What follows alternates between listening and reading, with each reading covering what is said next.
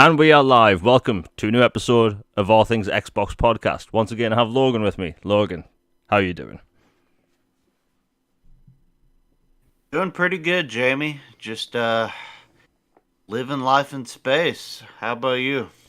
Basically the same. It's a bit daunting, and obviously we're going to be talking about Starfield a lot. But before we get into all the topics and what have we been playing outside of Starfield, if anything, just got to say we have the first super chat of the day by Nick W for $4.99. Thank you very much. He says the main campaign in Starfield is by far Bethesda's best. You know, while we're going to talk about this later on, I agree. I've always said that Skyrim, it's an amazing game. It's a masterpiece. But I think Oblivion had a better storyline. When it comes to Skyrim, I put in endless amount of time into the side missions and side content because I feel like when it comes to a Bethesda RPG, that's where the best part of it is. And Oblivion had an amazing story. You know, Fallout 3 is one of my favorite games of all time, and I think that this game might even top it somehow. So even though I'm very early on when it comes to the main story because I've just been messing about, which we'll be talking about later, I have to agree. Like, the story is shaping up to be not just the most polished, but most interesting because, you know, obviously I talk about sci-fi every other hour of the day, and this just hits all the right notes. It's an amazing game. But yeah, thank you very much for the super chat. We're just starting. Logan, have you got anything else on that topic before we move on? Just that I completely agree. We'll be jumping more into Starfield later, but to double down on your point, like this one and Oblivion and Fallout 3 to me are the best stories of the Bethesda games. And I'm not even that far in the story of this one. And I did see Skyrim all the way through and I enjoyed it. But it was, I don't know, it was more of a Civil War a kind of story and then dragons mixed in. But there's something really special cooking here, story wise, with Starfield. And I can't wait to see it through. And you know, outside of Starfield, have you been playing anything else this past week? Nope, just that little indie from that Maryland studio Bethesda. That's it. Yeah, I have to admit, normally I like to play a few different games throughout a week, but Starfield's been such a big pull that like I don't want to play anything else. But other than that, I have actually managed to play some Sea of Stars. That game is amazing. Like, if people want to play like a new classic style JRPG, this is it. It's fantastic. It has a lot of quality of life features. The game is beautiful. I've got gameplay going on throughout the show. It's visually stunning. Like, I know when it comes to like JRPGs with that 2.5D style or whatever they're doing now, people look at those Square Enix games. In my opinion, Sea of Stars is the best looking 2D JRPG I've probably ever seen. It's stunning. The soundtrack is amazing. It's apparently going to get DLC soon, which is really cool. And, you know, while we're talking about Sea of Stars, it just hit 250,000 copies sold, which is very impressive because this is a brand new game by a tiny little studio. I think they in Sweden. I'll have to double check, but very tiny studio. And the thing is about this game is it launched day one in Xbox Game Pass and PlayStation Plus. So despite that, this little tiny studio have launched this beautiful JRPG, and people absolutely love it. Great reviews. It's easy to pick up and play. It's probably going to go down as one of the best games of the year. And, you know, even though almost all eyes are on Starfield at the minute, I think Sea of Stars is going to stick out because it's so good. Like, Logan, I know you haven't played it yet, but I assume you're looking forward to it, right? Yeah, and I plan on purchasing it as well to support the devs and show that we really want more of these games on Xbox. And I'm a big '90s era aesthetics for gaming, and this really is tugging at that heartstring. And it looks beautiful. It sounds beautiful, and I'm just thrilled to death that they've already sold a year's projection in like a few weeks. It's nuts. It shows that people really want good games and they will support really good games, which is all you want. Yeah, I love the fact that this is just doing so well. It's coming to Xbox physically in well all platforms physically in 2024. I'm going to buy it physically just to have on the shelf. But yeah, it's great to have a game like that do so well. And I know the developers have said that they want to try something like different next. I just hope they stick to making like JRPG style games because they clearly know what they're doing. And as someone that had a Sega Mega Drive in the 90s as a wee kid, even though I didn't really understand JRPGs at the time, I still played them. But I had a Mega Drive. Right? If you had a Mega Drive in the 90s as a kid, you'd know you didn't get many JRPGs because those were mainly on the Super Nintendo. But it's just given me that feeling of being a kid again, playing those games when I could. But yeah, really good game, and I highly recommend people play it. Again, it's in Game Pass, it's in PlayStation Plus, and yeah, it's not even that pricey. I think it's only like £20 or something in the UK, which is a very good price. But yeah, we'll continue. We have a lot to go over today and a crap ton of Starfield. Like, I'm looking at the topics list, and about half of the topics is some variation of Starfield. Anyway, we'll have to get on with the show. So we've had some delays. Now, unfortunately, I I don't like delays, but they happen. And I think when it comes to this year, it's just packed. There's so many games coming out in October, in December, November, every month, and especially October. Well, finally, some games have been delayed. RoboCop has been delayed till November. Even they said it needed to be moved. Like, we get the game, right? You have to move things, and they said they wanted more polish. In fact, the RoboCop developers have been listening to feedback, such as like audio improvement and all that stuff, which is good. As we know, Alan Wake has moved to November. Oh, sorry, late October, which they needed to do that. Well, replaced the 2.5D Metroidvania action adventure game, which was debuted in 2021, which looks amazing, visually inspired by Blade Runner, Upgrade, Aliens. Well, it's delayed pretty much indefinitely, although they pretty much say 2024 at the same time. It's a bit weird. They've said they've pretty much hand animated like over 500 different things. It's a bigger project than they anticipated. So at the same time, it's a bit unfortunate. I get it, right? You can't really be a tiny developer and just like say, hey, we're going to release this indie game that's impressive on a different level and just put a release date out there. It's been delayed several times, and honestly, I think developers of that size, they just need to stop putting out release dates until they're ready. You know, I'm getting replaced whenever it's available, right? But I don't need a release date every 3 months. Just give me a release date whenever it's ready. I don't care if they say, like, look, we're going to show a trailer, there's no release date. I'm perfectly fine with that. Like, Logan, I know you were looking forward to Replaced as well, but it's not the worst situation, right? No, it's a smart move, especially for a smaller developer. Uh, Instead of giving like a definitive release date where everybody's like watching with bated breath and they're like, hey, we're creeping closer and you still haven't updated or done this or this. They're just like, you know what? It's indefinitely delayed until we fix some stuff. We hope to get it around this year sometime, but we're just not going to put a firm date until we know for sure. That's smart. And I was bummed to hear about Alone in the Dark getting delayed till January, but again, October is like a gauntlet, and it's better to take a step back and have your moment than to just trying to duke it out with these heavyweights that I've been anticipating for years. Yeah, it's unfortunate. You know, speaking of delays, another game got delayed, and I'm not actually like against these delays. It's like as someone that makes videos about all the upcoming games in the following months ahead, like I was contemplating making a top 20 games coming to Xbox in October, and now finally games and movement. Well, anyway, Alone in the Dark has moved to January 2024.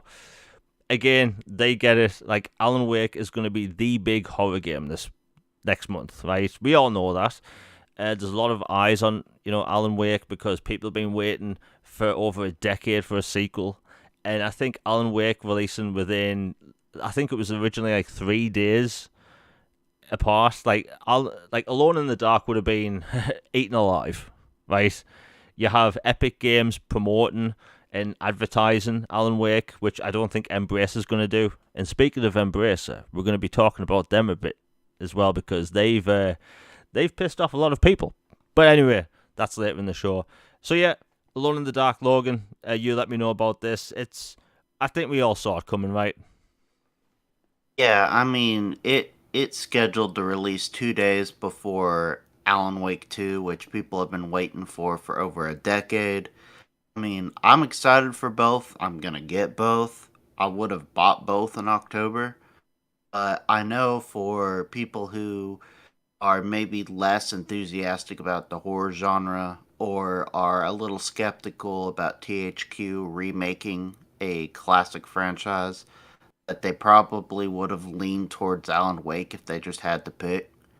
So I just think it's smarter for them to take a step back and do it in January and, have their moment, let Alan Wake, fight off Spider Man, and, you just wait for what's left.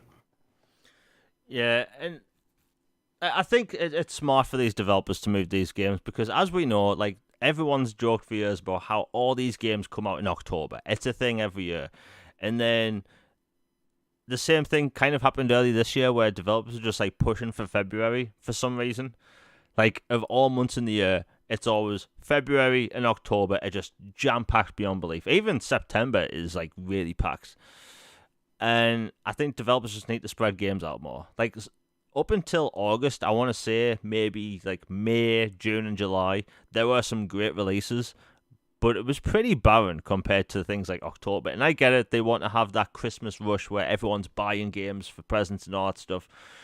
But man, it's not sustainable for October to be this packed. And then November, there's games that are still coming out this year that don't have release dates.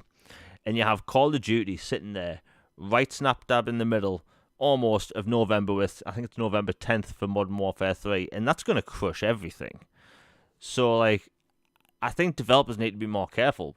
And, Warhammer 40k Space Marine 2, that got its brand new gameplay trailer the other day, and my God. Logan, did you watch that gameplay demo? I haven't actually seen that one yet. Right, so they showed off 9 minutes, and bear in mind, this was Focus Entertainment's, we're moving on to a different topic right now, but Focus Entertainment's yearly sort of like live stream happened, I think it was on the 31st, and it was basically to show off two games. Banish's Ghost of New Eden, which is a third-person action-adventure game, and Warhammer 40k Space Marine 2. And almost everyone in chat, there was like, I think about 40,000 people in chat waiting for Space Marine 2's release date. I've been predicting November for months now, and at the very end of this amazing gameplay demo, and I highly recommend people watch it, they said, sign up for the beta, coming this winter. So we still don't know. And I think they are just waiting to see what happens, because over the next, I want to say, month, we're going to see a bunch of developers shift around release dates. Like this holiday is going to be messy. It's going to be a bloodbath. Fortunately for us gamers, we have a lot of choice. So I know a lot of people have been joking for years that the generation hasn't really started yet. But you look at it, like this year, 2023, like the beginning to now, it's going to go down as one of the best years in gaming. So even though these delays are unfortunate, it's still going to end up being up there with 2010, 2007. But hey, it's a good problem to have in the gaming space. You know what? We've got some good topics here. Hogwarts Legacy. It was a phenomenon. It launched in February. It was massive, like absolutely massive. It sold, I think, about 20 million copies up to May or June. It's one of the biggest games of the year, and it was the developer's first time making a AAA game. And it garnered a lot of attention for a bunch of different reasons, as we saw, but it had a lot of appeal. It appealed to RPG fans. It had a massive appeal to Harry Potter fans, but also had appeal to, fantasy fans. And there was a lot of people that bought, Xboxes and PlayStations to play this game, because I know of a lot of people that never gamed before, but the fact that this is a AAA Harry Potter RPG got them into gaming. So it was huge.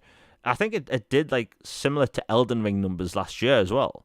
So it was a huge game, and that was before it was even released on the Xbox One and PlayStation 4. And again, this was the developer's first time making a AAA game. And it turns out there's a sequel coming. Now, I think everyone saw this coming. Like, Warner Brothers didn't expect this game to do that well. They expected it to sell a few million, but not like 20. And it's getting a sequel. And I think that's amazing. I think it is disappointing that if you have one of the biggest games of the year, like Hogwarts Legacy, and you don't announce any DLC whatsoever, that's a big misstep in my opinion. Like, Logan, I know you haven't played it yet. I know you're not really the biggest Harry Potter fan. Do you think it's Warner Brothers making a massive mistake not putting out any extra content for that game? It kind of seems like a missed opportunity for sure. Like, I know a lot of people just completely ate up that game and loved it. And, there's always the where's the Quidditch? And I know they made a thing in the story about why there's no Quidditch in the game. But you would think that as an expansion set after main story events or whatever, or, a separate mode add on or something for Quidditch would be just a no brainer, make a lot of money. But I'm just happy that they're making a sequel. Yeah, it's going to be a big game whenever it comes out, but I think a lot of people might be wondering, like, how do you do a sequel to Hogwarts Legacy? Do you use the same map? Do you completely redesign the place? There's a bunch of different questions that have to be asked, but like, I think in the game you play as a fifth-year student, I believe. It's been a while since I've played it, and they could have done so much with expansions. Obviously, I assume with the next one, you're going to carry forward your character to like the next year of school. If they don't do that, they're out of their minds, like, because people will be really angry if they don't do that. But when it comes to expansions, like look at Elden Ring. Elden Ring came out in 2022. It's probably going to get its expansion, which has already been announced, in 2024. Like, there's millions of people waiting for an expansion to Elden Ring. There's an audience there waiting. Like, I'm like, the second that's available, I'm buying it. And people like that with Hogwarts Legacy. People want more content because as much as I loved it, and I think it's one of the best games of the year, I think if it wasn't for things like Starfield and other titles, it would be Game of the Year. Like, I don't know how you have a game that big and support it after launch. Like, people still want photo mode, and we still don't have it in a game that's absolutely gorgeous. Like, that game is phenomenal when it comes to visuals, and there's still no photo mode. Quidditch, like you said in the story, there's a very big reason as to why Quidditch isn't in the game. But you look at Warner Brothers, and there's this tiny studio that no one's ever heard of making a online centric Quidditch game. Now, I don't think those two things aren't connected. I think they originally. I heard. I'm trying to think how to word this without sounding or getting in trouble. I've been talking about Hogwarts Legacy before it was even shown off on various different podcasts and even on my channel in earlier videos. Like, there's certain features in that were meant to be in this game that were cut. Quidditch was one of them. Not being able to roam around at night without being caught. Like, little things like that. But Quidditch being the big one. And I think it's obvious that they wanted to sell Quidditch as its own game. And, have different stadiums, have a big online component. But like, outside of that, like, it's an incredible game. I just hope they do content for it because, again, millions of people waiting for more stuff. So even though I will buy the sequel whenever it comes, like, they should just put out some extra expansions or something. Like, you have the Wizarding World, the Magic World, and they could do anything with it. I just hope they listen to feedback. Granted, they have the Switch version coming out this year. I don't know how that's going to run because it's one of the most visually impressive games I've ever played. Like, there's so much foliage. Like, the grass is like, there's like millions of pieces of grass all over the place. It's just a good looking game. Anyway, that's me ranting about Hogwarts Legacy done because that's a good game, right? I just don't understand how you make a game that good and don't make extra content. It's a weird move, but hey, it's Warner Brothers. I'm sure they have plans. And again, that was the studio's first AAA game, and they absolutely nailed it. Anyway, we'll move on. You know what? I'm looking at the topic list. We have like literally like 10 topics about Starfield. You know what? Let's talk about Embracer. So people have been wondering what's Embracer going to do for the longest time, because they have like I want to say like 50 studios or something. As of last year, they had about 80 games in development, and they've been making all these moves. They now own the Lord of the Rings IP when it comes to movies and video games, and it's a wide space at the minute. So where am I going with this? I don't understand how they have that many games in development, that many studios, but they don't put out like really big AAA games that are going to garner millions of dollars, hundreds of millions of dollars. So like, where's the money coming from? If you look at their release schedule, they make basically indie games, ports of old games, and AA games. And I don't think there's anything wrong with those games. I own a lot of THQ Nordic titles, but like, I don't understand where's the money coming from. And it never really made much sense to me. And it came out last week that Volition, the creators of Saints Row and the Red Faction games, they've been shut down. And it's a big kick to the gaming industry, in my opinion, because even though, like, Logan, did you play the new Saints Row game? Because I knew it put a lot of people off. No, I didn't. Saints Row was never really my cup of tea to begin with, and from what I had seen of the new one, I could tell it seemed like a um fuller version of what Saints Row already was, and so I was just like, yeah, I think I'll skip this one.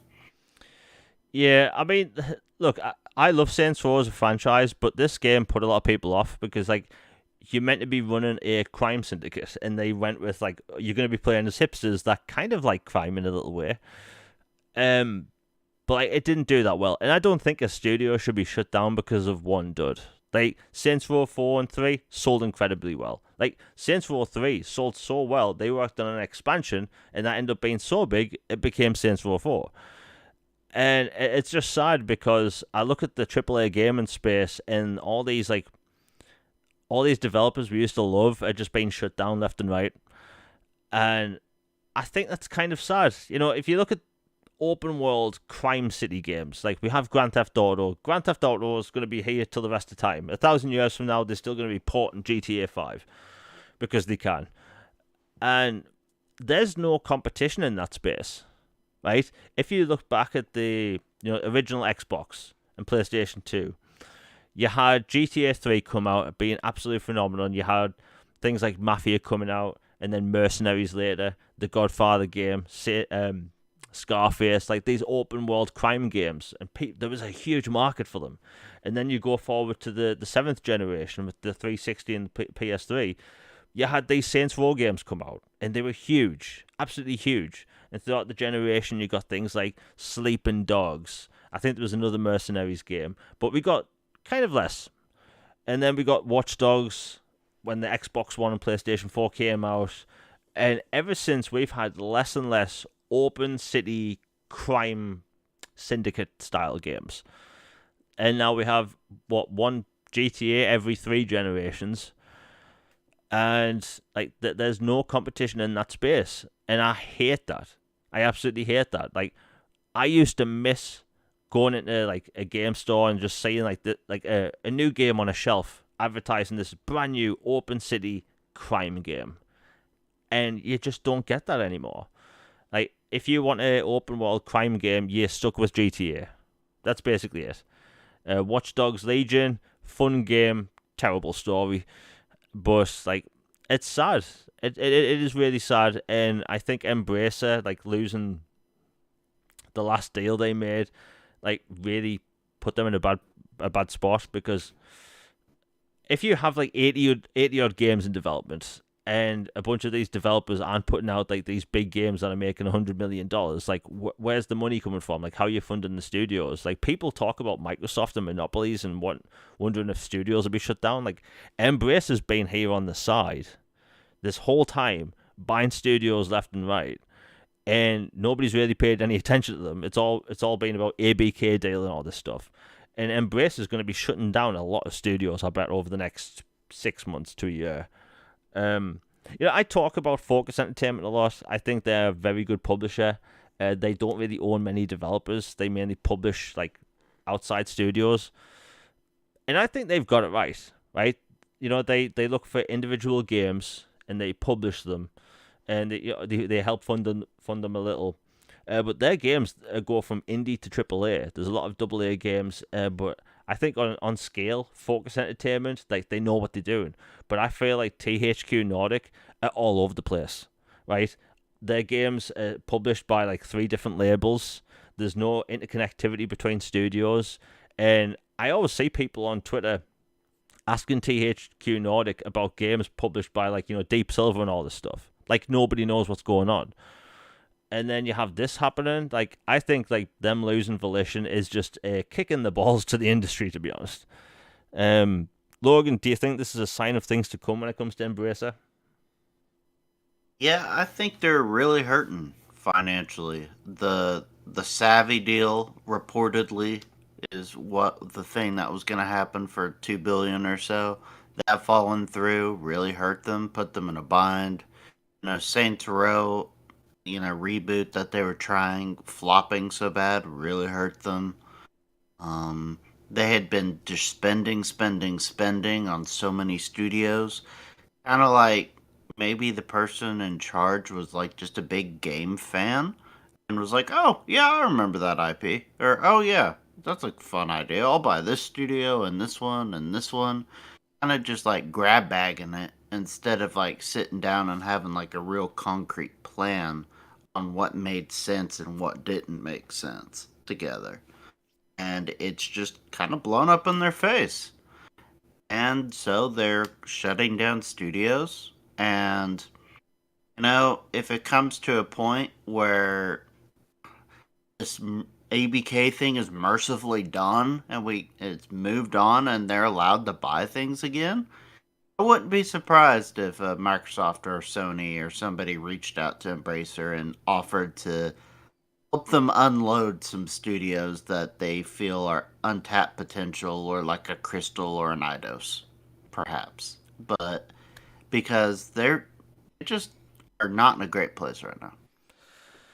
Yeah, I mean, they've been in a weird spot for a long time. Like I can't. It's been so long now. I can't remember what they were called before THQ Nordic. I think they might have just been called Nordic. I'll have to double check. But like they grabbed the THQ name because people knew like they knew who they are. Like THQ, despite what's happened with them over the years, it's still a well-known brand. People understand what that logo means. But now like they have again like several different publishing arms, all these different games in development. There's been rumors of like all these different games for years. Like look at Alone in the Dark, right? Alone in the Dark is going to be a big game, but outside of Alone in the Dark and maybe the Gothic remake, they don't really have any big games coming. And when it comes to multiplayer games, like look on the show and on my channel, like I don't really talk about multiplayer games often because they don't really interest me that much.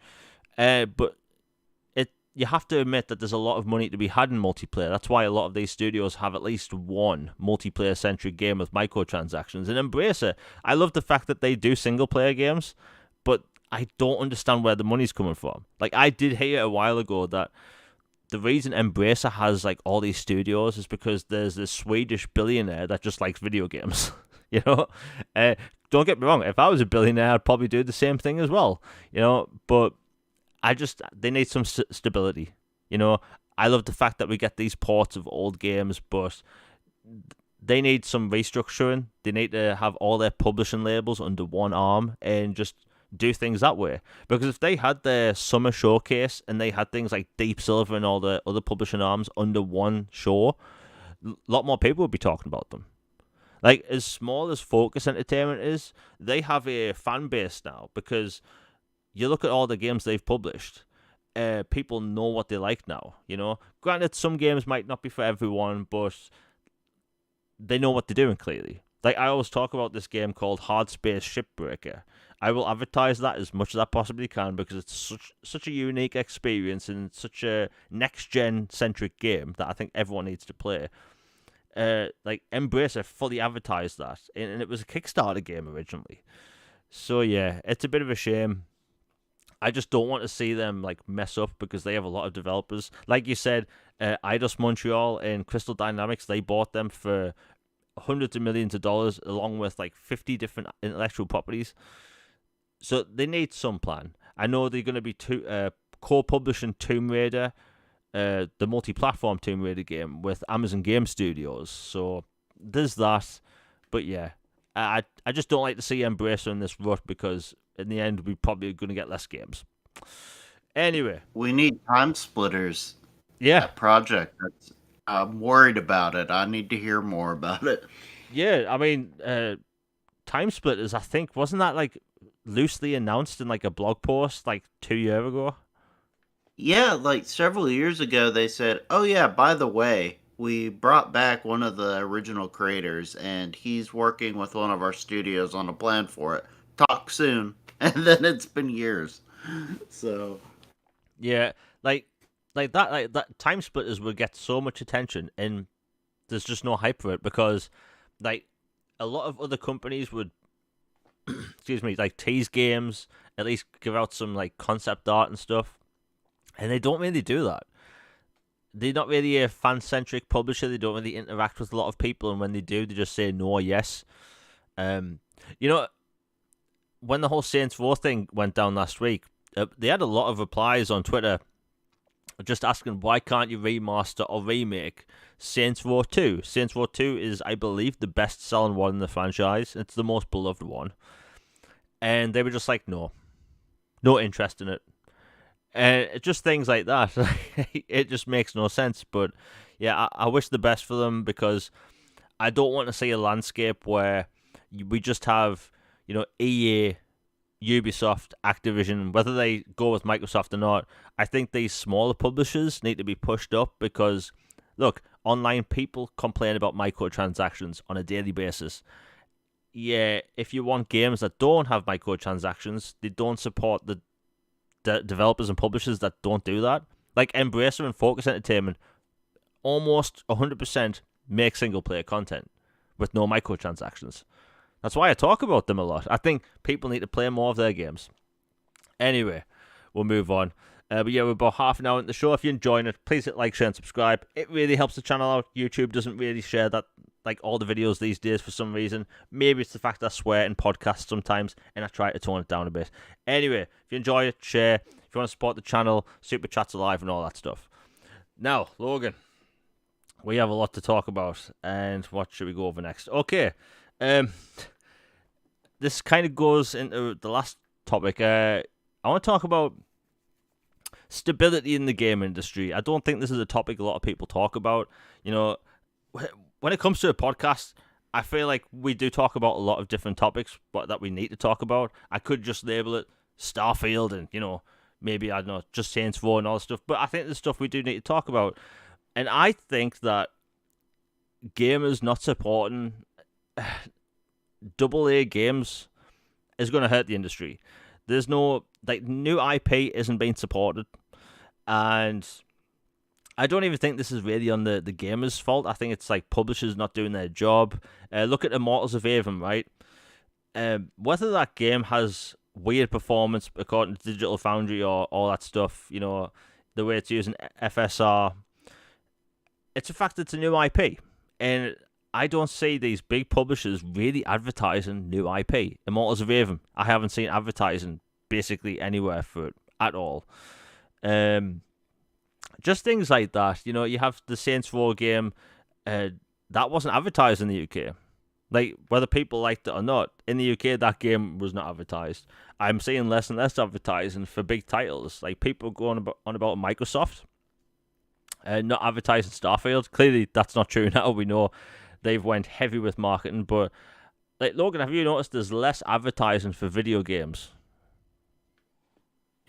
yeah, I remember growing up, we would have them everywhere. That you'd be magazines at the grocery store, bookstore. There'd be, buses and billboards. There would be Super Bowl commercials. Like, remember the famous Halo 3 one that introduced the bubble shield, and then the Gears of War introductory trailer, and just like the I Believe Halo trailer and just like all this stuff. They used to go all in, but it seems like the industry has shifted.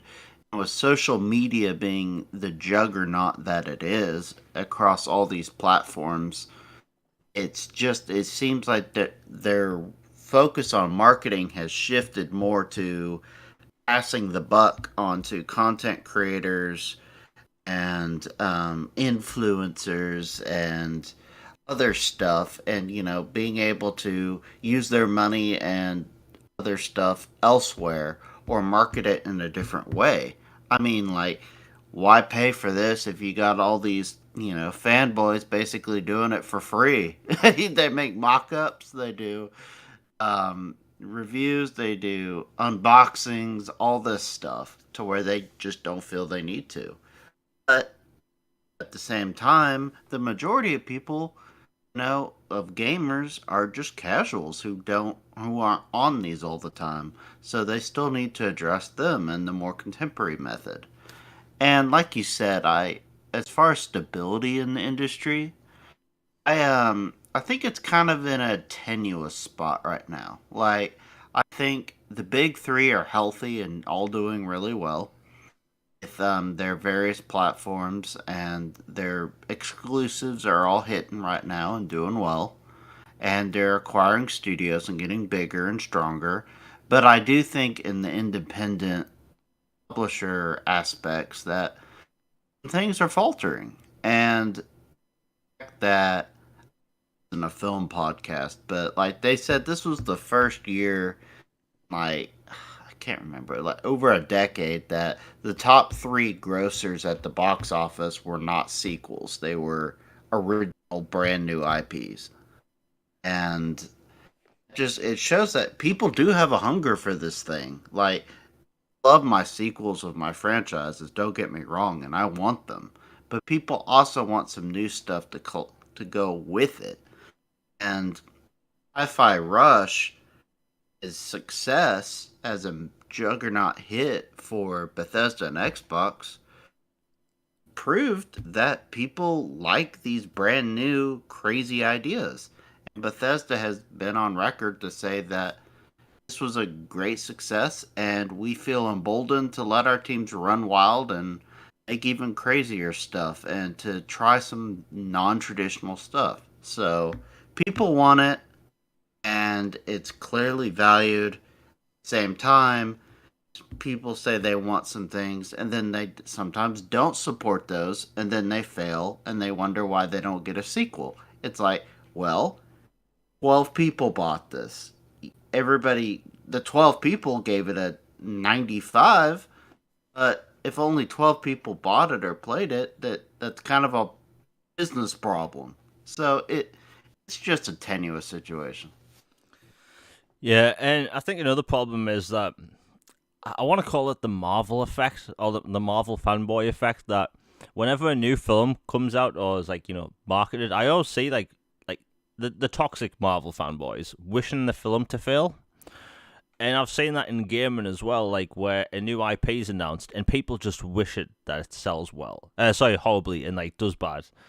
And like I've ranted about this on previous episodes and early videos on the channel, where I think that all the games we get now are basically the same. There's less innovation in the gaming space than we've seen in decades. That's why I always talk about the 360 generation, because there was so much innovation in that generation, which we never really saw before.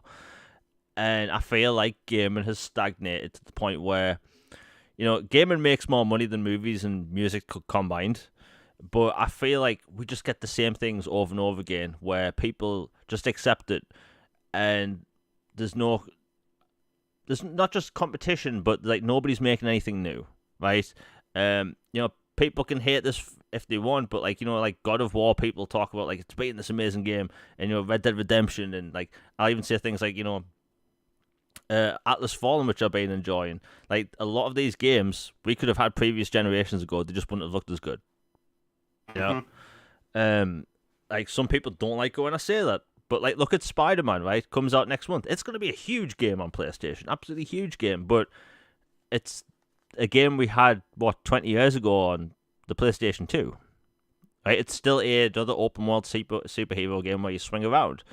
Like I can't remember the last innovative like AAA game I really played. Like something that made me go, "Wow, this is new."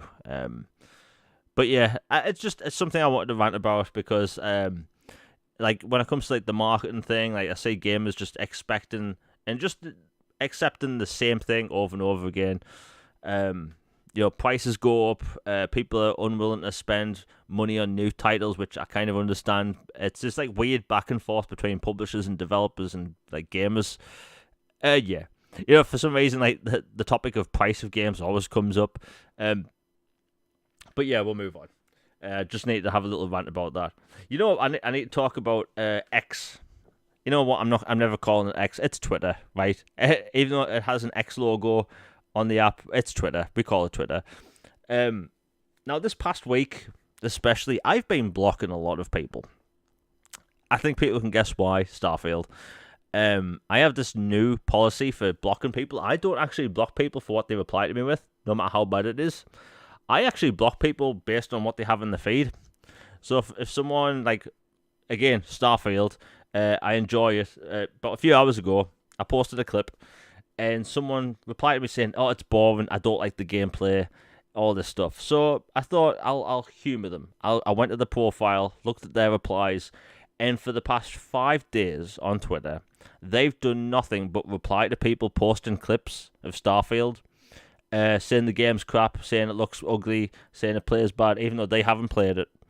And this has been going on with multiple people, dare I say hundreds of people, for the past 5 days. Right? I'm sure people in chat, if you've posted anything related to Starfield, be it a video, a screenshot, GIFs, like constant negativity about everything with Starfield. The animosity between gamers and the reviews, like everything about it. Like, Logan, I know you don't post clips much on Twitter, but surely you've seen the absolute crap storm of hate people have been getting for this game on Twitter. It it is madness. Like I tweeted about it yesterday, but it's like it's a sure sign that a game is a global phenomenon when people are literally crawling out of the woodwork with some of the most audacious takes you will ever conjure in existence. Like, what on earth? Like, people starts with menus and start screens to somehow failing to understand basic fifth grade science to um, somehow being allowed to, with an option to choose pronouns if you don't wish to, you don't have to. Like, stuff like, and then, like, um, just all kinds of just gross, like, social and ethical, just like pushing and prodding and poking and things that don't make any sense whatsoever. Tons of bad faith takes and like trying to gotcha moments in the game, trying to break the game basically by doing things the game is not supposed to do, and just and some frankly disingenuous scoring. I feel like you know you can you can like a game or dislike a game. That's your opinion. Totally get it. Some of the stuff that's been going out there has seemed a little sus, to put it that way. Not tinfoil hatting or anything, but if you only play a few hours of a game and then put out a horrid score for it, for example, that seems really odd. Especially when it's a game as gargantuan as Starfield, which is like, maybe if you haven't played a Bethesda game, I could get cut some slack about it. But if you've had experience with one of their games, you know these suckers take a long time. There's so much to do, so many factions and quests and character development, story, customization, random events, and then Starfield takes that up to an nth degree. So it seems like there's also been the whole like just gonna put a score out there, as I know that score is gonna rile up a lot of folks, both on both sides, for good or bad, and just throw it out there and thrive on the toxicity, and I don't respect that.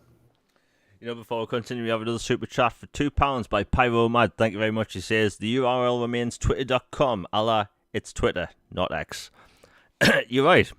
I, we're talking about Twitter because just the hate and all that stuff you get online, but the change to X is stupid. like, uh, I get the concept behind it. I get what Elon Musk is wanting to do. Have X be this website where you can just go there and talk to people, but also do calls and sell things and trade. And it's like they want it to be Facebook. You go to Facebook, there's billions of dollars being made every month off advertisements. People go there to play Facebook games. There's all these different avenues you can do on Facebook. Twitter, you post content, and that's it. That's all you do. And I love that. That's why people have loved Twitter since 2006. Back then, the Twitter logo of the little bird was green instead of yellow. It's been that long. So, yeah, I'm going to call it Twitter.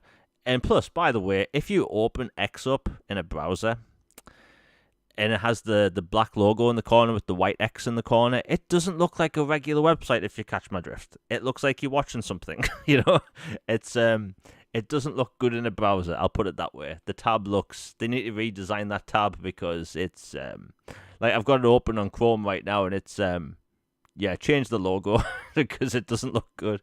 But yeah, thank you very much for the £2 super chat, Pyro Mad. Yes, the discourse on Twitter about gaming, and this isn't just about Starfield, it's absolute trash fire. There's this weird thing. Do you know when it came to the Starfield reviews, I saw certain PlayStation fanboys live streaming Metacritic on YouTube just to talk about the reviews, and they were posting that on Twitter and the clips, and like I was saying, every single post I make about Starfield, because on Twitter I post on average about, I want to say, 3 video clips a day, and every single one of them has negative content. The reason I post the stupid replies I get is because just to post how silly it is online. Like, why is it people enjoying games angers people? I just don't get it. It's a stupid situation and all that stuff. The second half of this show is basically going to be Starfield topics, so we may as well get the rest out of the way first. Baldur's Gate 3. That's confirmed. It's coming to Xbox by the end of this year, which is fantastic. They are going to work on getting split screen made for the Series S, which is great. So at the end, both consoles are going to have the same features and all that stuff. And one of the biggest games of the year gets to come to Xbox, which is extremely massive, especially when you have these marketing cycles for these games, because they're going to get the most sales during the main marketing cycle. But where am I going with this? And this goes into the reviews, which we're going to be talking about in a bit for Starfield. So Baldur's Gate, one of the best reviewed games of all time for PC on Metacritic. The PlayStation reviews went out, and I saw some things that didn't make sense. Things that Starfield got pulled up on, which nobody's mentioned for Baldur's Gate 3 on the PlayStation version, is that performance. The performance on the PlayStation version of Baldur's Gate 3 is absolutely atrocious in every sense of the word, and it's getting a pass. And I've seen a bunch of posts on Twitter right now of people posting the Metacritic scores, and people are giving this game a pass despite the fact it drops down to 22 frames per second. It shouldn't surprise me, by the way. But seeing certain YouTube content creators call it perfect despite the fact it performs like shit. And don't get me wrong, I'm looking forward to Baldur's Gate 3. I've been talking about Baldur's Gate 3 on Twitter for years. I'm really looking forward to this. It looks like they've done a really good console version when it comes to the controls. But the optimization of the game hasn't hindered any of its performance. When you see a game perform badly, they tend to mention it in reviews, and it's not getting any flack online. Yet Starfield being 30 FPS is the worst thing, and you have this thing dipping to 22. Like, Logan, does that add up to you? No, and I mean, it's to be expected though. That's how this game is played at this point. I mean, I hate it. I know you hate it, but it's just the way it goes right now. And they get cut slack for certain things, others don't, or if it's a different the shoes on the other foot, it doesn't come out the same, and it gets to a point where you're just like, you know what? I'm just gonna ignore the takes of quite a few of this segment of the community and just listen to the ones who kind of just are reasonable and get what's happening. And it's at this point, it's silly, it's ridiculous, it's not intelligent discourse, and our chat knows that. You know that. I know that. But it's just for some reason these voices get amplified. It's like almost like a train wreck or a car crash. It's like people can't look away. And they're like, "Oh my gosh, did you see what this person said? They sound like a bloody idiot. Let's all share it and talk about it and dunking on it." Which I get it feels good at a moment, but by doing that, it's giving them even more oxygen and gives them their money for their engagement and reviews and other stuff. And so then they keep shilling this junk. So it's like, it's one of those hard to win situations. Yeah. I I think that, like, when people post this stuff, it's obviously giving more clicks. I've been, like, I did it last night, right? You know, we're going to go straight into the reviews because, my God, Starfield has caused some drama online. And, you know, later in the show, we're going to talk about what we think of the game. And later in the week, I am going to try and get out a video encompassing thoughts of Starfield, but I'll get some abridged stuff out later in the show. The reviews for Starfield have been interesting to say the least, because before we went live on the show last week, I told Logan that I think there's going to be two or three outlets that are going to give Starfield an insanely low score.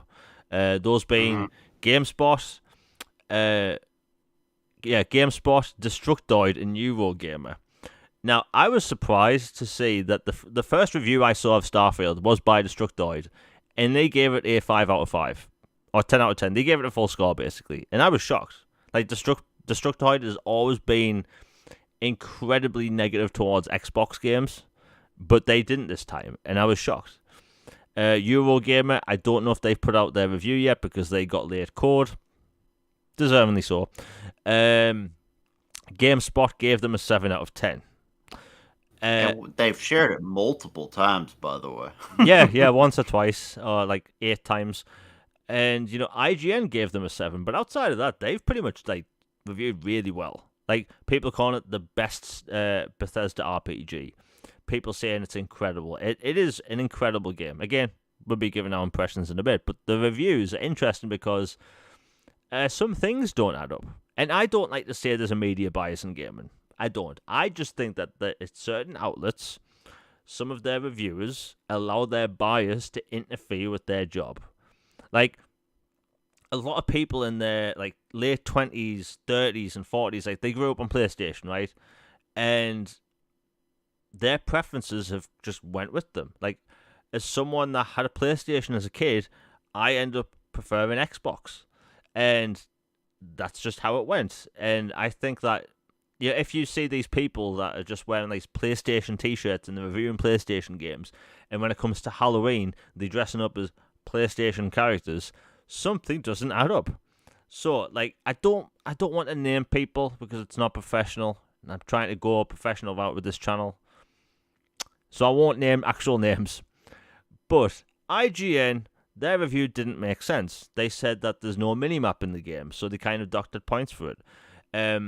IGN, I believe the same person reviewed Elden Ring. Do you know what Elden Ring doesn't have? A minimap. The reviews don't... I've seen comments that have been passed around from Discord that some of these people that reviewed the game only played it for about 5 hours. And there's been this discourse on gaming and Twitter for a few years now as whether a game reviewer should actually finish a game before they review it. And my stance on that is yes, right? Unless it's a Minecraft or a survival game or a sports game, I think you 100% have to finish the game. You have to. Or maybe an MMO, right? A game that takes thousands of hours to finish, right? Get to like all through the main story. I think you have to finish the game. Because if you play in Starfield for 5 hours, you are not going to see most of the content. I've put about 20 plus hours into the game, and I'm still getting tutorials for things I've just discovered, right? So you can't play a game for a few hours and review it. You just can't. And that review is on Metacritic, hurting its score. And even though I don't pay attention to Metacritic, I still see it on a daily basis because it's always in my feed. And it does stop people from playing games, right? For me, I don't care, right? I'm gonna play whatever the hell I want. If you follow me on Twitter and on YouTube, you know that I post and play whatever the hell I want. I don't care about Metacritic. But at the end of the day, millions of people do.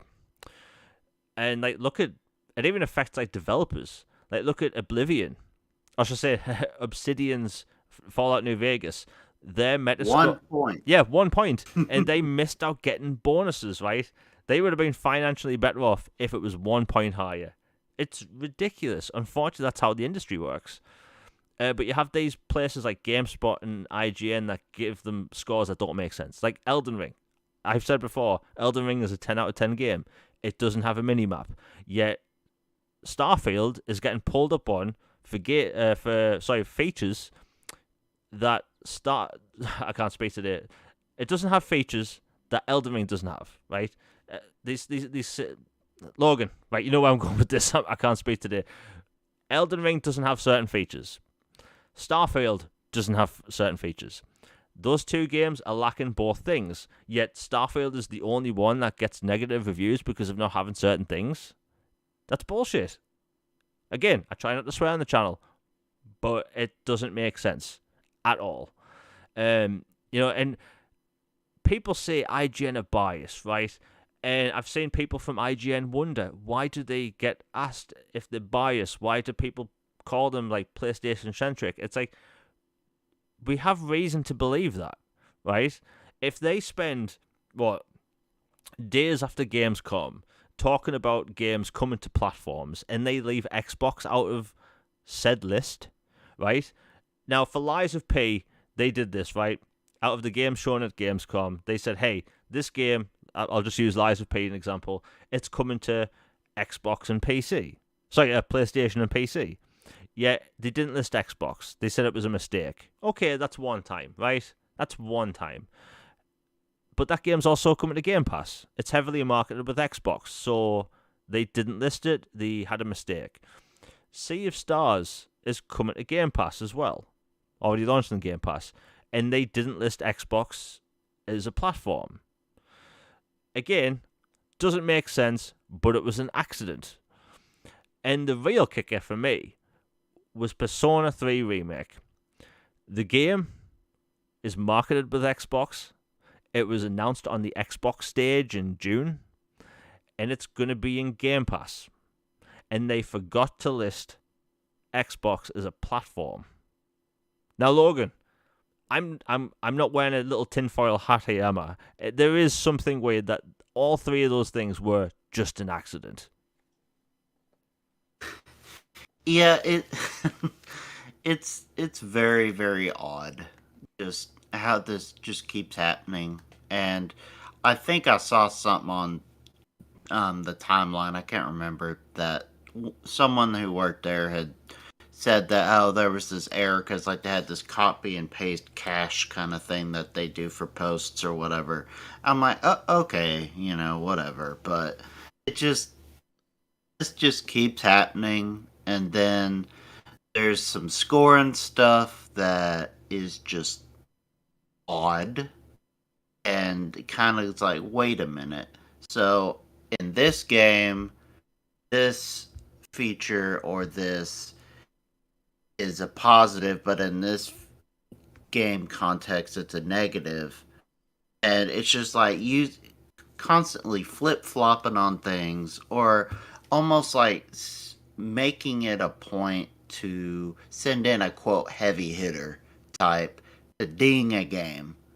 It, I don't know, it just feels like some people just want a game to not do as well, so they lower a score. Or it might not be that. It might just be that they want attention and want to get more, clicks and likes and whatever. So, and engagement. So they put out a shock score, like a shock and awe type thing to get people there, even if a game clearly does not deserve that.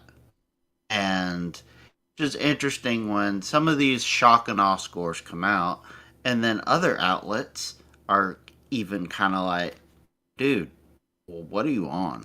Like, there's no way on this earth that is that. Like, people have different opinions, and like, I would not be the guy to ask to review a racing game. Racing games generally are not my thing.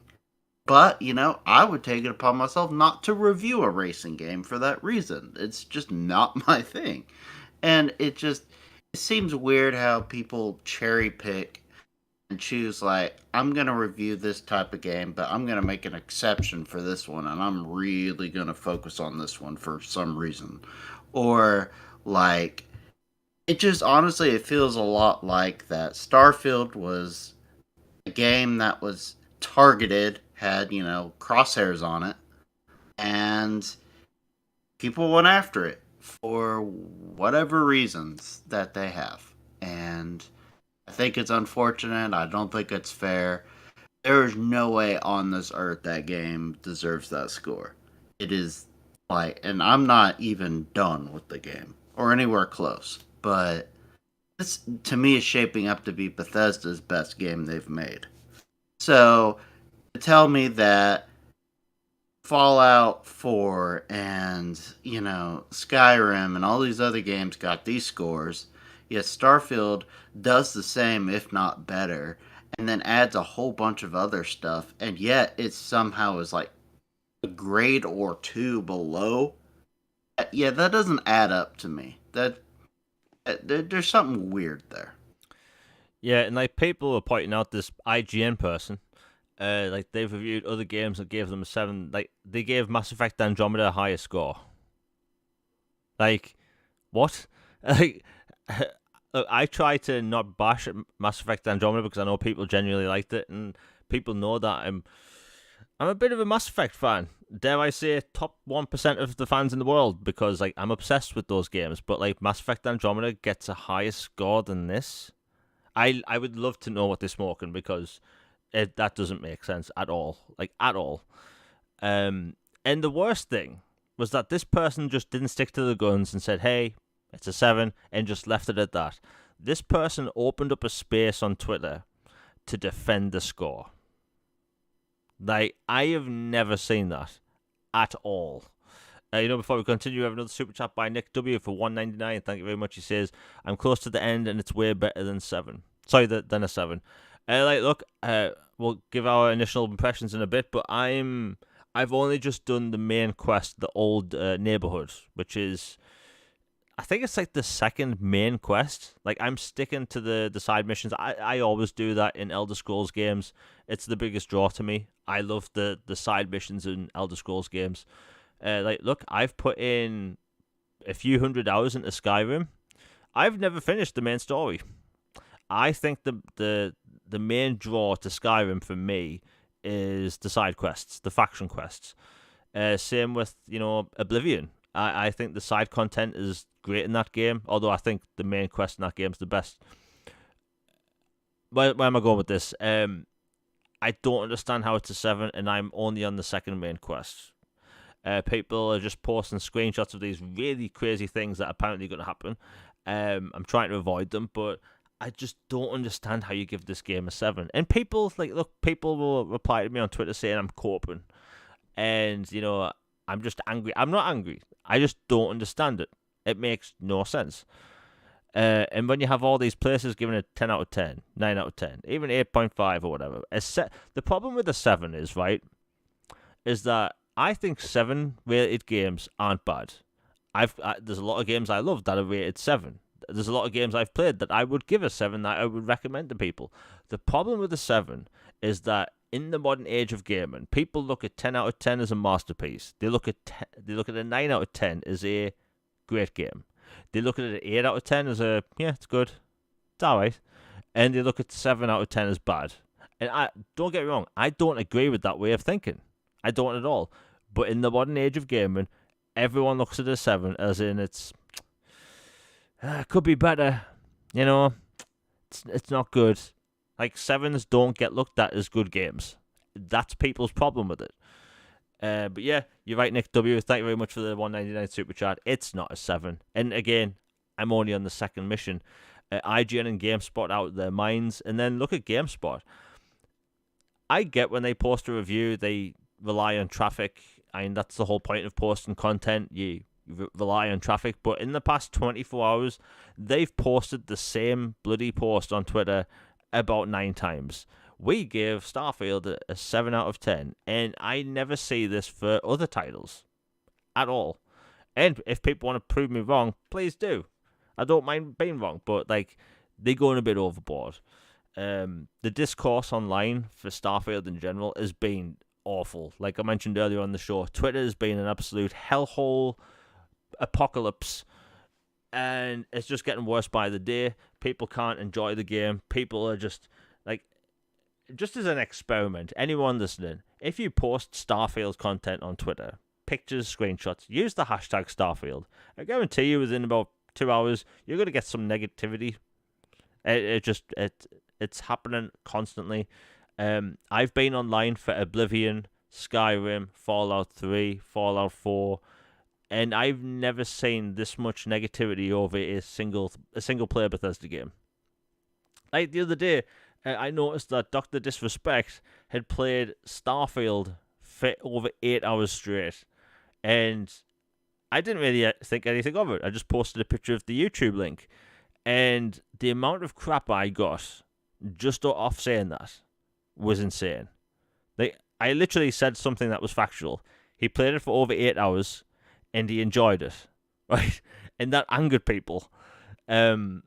Literally hundreds of people. I think I had like 200 replies. People were like genuinely angry. Like, he plays all games. Like, one, I follow Dr. Disrespect on YouTube. I know for a fact he doesn't play everything. I know for a fact that if he doesn't like a game, he mentions it. He wanted a deal with Bethesda to, market the game, and he didn't get one. But do you know what he's doing? He's still playing Starfield because he enjoys it.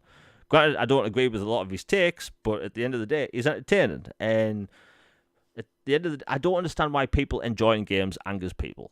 Like, when Spider-Man comes out next month, you're not going to see me replying to people on Twitter saying, hey, this game's trash, blah, blah, blah, because, one, I don't care. Like, that people enjoy games. And it's just, it happens all the time with these games now. Hi-Fi Rush came out early in the year. People loved it, and it had constant negativity in replies. And it's going to happen constantly for every upcoming Xbox release. And Logan, can you imagine what's going to be like online whenever Elder Scrolls 6 releases? Yeah, if you thought Starfield was bad, oh, sweet summer child, it's Elder Scrolls 6 is going to be a bleep show of unimaginable and uncalculable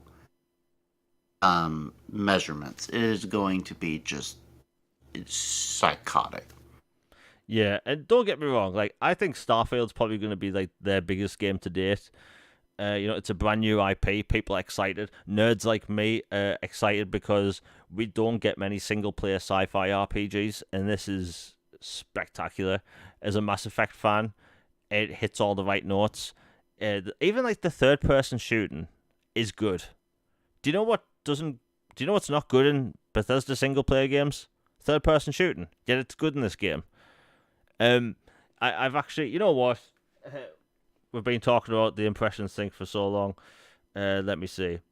You know what? Let's go with our initial thoughts of Starfield because it's going to be a long one. I have to say, I've never been happier with a new release like this. There's always this bit of anticipation when it comes to a new game. You're worried if is it going to live up to your expectations? Is it going to be good? And not often I can say it exceeds my expectations. And I can say it's exceeded my expectations. I think it's like at the minute my game of the year is Star Wars Jedi Survivor. I'm way too early on in this, but I think Jedi Survivor might be moving to the number 2 spot for me because it is so good. Like again, I'll have a video going over my full impressions. I'm on editing now. It's going to take a while to edit. Almost done with it, I think. But anyway, initial abbreviated thoughts. The other day, I was on a main mission on a planet, and I looked up to the sky and I saw a moon. And I thought, you know what? Let's just go there. Let's see what happens. And I set the course for the moon, and I got hailed by a random ship. And it was a drunk person asking me if I want to come on board to party. And I thought, you know what? This sounds dodgy. I'll go ahead with it anyway. So I boarded the starship, and what do you know? Everyone on board is having a party. Everyone's drinking, having a laugh. And I thought, well, this is pretty cool. And I noticed that there was a vendor on board, and that they were obviously drunk, and they were giving me way more money for items I wanted to sell. And that was it. That's all I did. Anyway, I left the ship, I landed on the planet, and discovered that there was like 4 random bases nearby. And I just went and cleared them all out of space pirates. Discovered some cool loot, some weird like backstory to some of the bases and stuff. And it's like that was just a random moon I picked, and I spent maybe 90 minutes on this moon just messing about. A random pirate ship landed right in front of me. A squad got dropped off, and they attacked me. And I got some really cool gear. And it's like, that's what Starfield is. Like, the main quest is going to be interesting, I know that. But, like, just the random encounters in this game is so good. There's a mission early on where you basically can become this universe's version of Batman. And you get some really cool armor that's overpowered. And it's just the random things in this game are brilliant. The random small things in Skyrim, Fallout 3 are amazing. This game does it to a whole different level, right? So I go to this. I'm not going into story spoilers. I'm just mentioning some side missions. But there's a side mission where I had to drop off some jewelry at this planet. Not a big deal. It was listed on a mission board on Mars. Didn't really think anything of it. Gave me, I think it was like 3,000 credits. Well, I went to this planet, dropped off the jewelry, and a very nice thing this game has is that to do like missions like that, all you have to do is land. You don't have to go to any certain person to drop this thing off. It's all done the second you land. It's a very good quality of life thing. Well, anyway, I dropped the jewelry off, and I get hailed by this ship, and it's just static. I didn't think anything of it. In fact, I actually thought it was a bug. But then I got hailed again by someone else. I was requested to land on the planet and speak to a dude. So I did. So I speak to this dude, and he tells me that there's a ship in orbit above the planet and above the city that he wants me to check on because the people on the planet are worried that they're going to be attacked. So I thought, okay, whatever. So I go into space, I dock with the ship, expected to fight people, expected to maybe get some cool loot. And what do you know? It's a 200-year-old colony ship sent from Earth from a time before they had hyperspace travel. And then I had to find them a new home. And that's Starfield. That is Starfield. I completely didn't see that coming. And I was just presented a really cool side quest I knew nothing about. And that's why I love Starfield. Now, Logan, I've been talking long enough. What's your initial thoughts on the game, and what have you enjoyed so far? My initial thoughts are it's incredible. And like you, Jedi Survivor is my game of the year. And I might have to knock it down to 2 as well. This game is just otherworldly, just like Bethesda at their peak of their powers. Like took everything they've learned from Skyrim and Fallout and all their other titles and have made the space exploration just ultimate fantasy, live out your wildest space dreams game. It's like I see elements of Star Wars, Star Trek, Firefly, all the classics, new stuff like fun Easter eggs, just and then all the mechanics like the star flying and the combat is really good. And oh my gosh, I just am in love with lock picking and the persuasion system in this game. By far the best persuasion they've ever had in their games. Like, in the past, it has been traditionally in a Bethesda game. It's like, oh, my skill is up to this level, so I get access to this dialogue, or I can just spam A and get through this conversation. But now it's like you actually have to convince this person to do something or not do something, and or that you mean it or whatever. Like you actually have to sell them on it.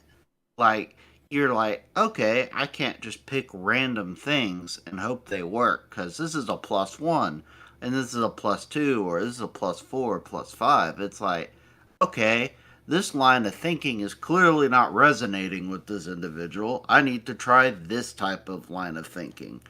And doing all that to talk your way out of stuff, like, honestly, it felt very Obsidian like, which is in BioWare, classic BioWare. It was just masterful, their persuasion system they have going now. And the lock picking is really fun. It's like a puzzle instead of like a, pop, pop, pop on the lock picks. Yeah. It's like you've got this, like, almost like telescopic lens, and you rotate and you try to connect these pieces and it's like you get in and in and in and in and in and eventually you unlock it after you've got everything together. It's just awesome. And the random encounters honestly taken up most of my time in the game. Like I'm a little farther than you in the main story, but not much.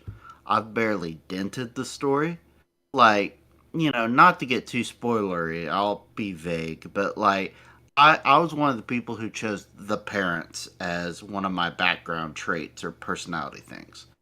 And that has been incredibly rewarding, way more than I thought it would be. Like they have shown up at the lodge to talk to me unannounced and ask for a tour of the place. They've talked with the companions at the lodge and want to come back. They check in on me every once in a while. They've like given me really good gear and like there was a funny rant about meatloaf which was hilarious.